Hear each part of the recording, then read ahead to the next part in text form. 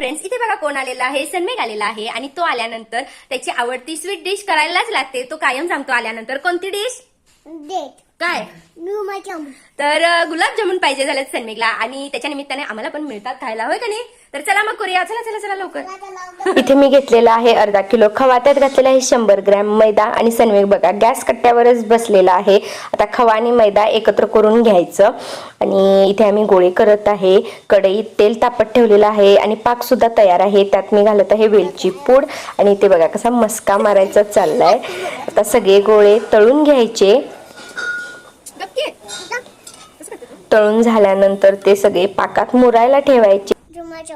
अरे मुरायचंय अजून. चल हास हास. कसं आहे? छान आहेत मग. गुलाबजामुन खाऊया, मामाच्या गावाला जाऊया. सन्मेघ म्हणा ना, मी म्हणतो तो लागला खायचा ना त्याला. खूप छान झाले, तुम्ही सुद्धा ट्राय करा.